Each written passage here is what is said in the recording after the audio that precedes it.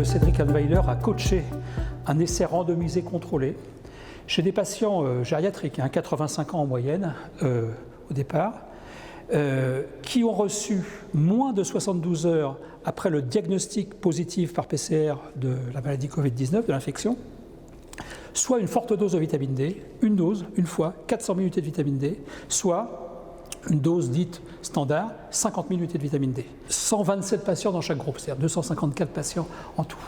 L'objectif principal de cette étude, c'était la mortalité à 14 jours. Résultat de cet objectif principal, moitié moins de mortalité dans le groupe qui a reçu la forte dose que dans le groupe qui a reçu la faible dose. Par contre, à 28 jours, qui était un objectif secondaire, il n'y avait pas de différence entre les deux groupes. Deux possibilités. Soit on était dans ce qu'on appelle une régression vers la moyenne et finalement la vitamine D ne fait rien, soit on est dans une situation où, comme on donne des fortes doses, ça active un système d'inactivation de la vitamine D, finalement on est contre-productif au bout d'un certain temps et qu'il faut redonner une dose, je dirais, au bout de 2 semaines.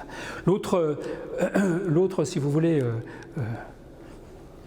chose qu'il faut un petit peu regarder avec recul, c'est ces patients, ils ont 85 ans, est-ce que ce que je vous dis là est applicable à des plus jeunes? On ne peut pas le dire, bien évidemment.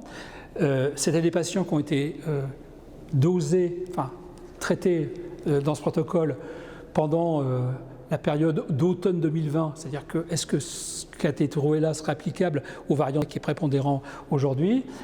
Ça, on peut pas le dire, bien évidemment. Hein. Donc, de la prudence, mais si vous voulez, aujourd'hui, les résultats sont plutôt en faveur d'un potentiel bénéfice de la vitamine D, encore une fois, sans rêver, qui de toute façon doit nous inciter à ne pas laisser des gens déficitaires en vitamine D, mais surtout pas penser que la vitamine D pourrait remplacer la vaccination ou les gestes barrières.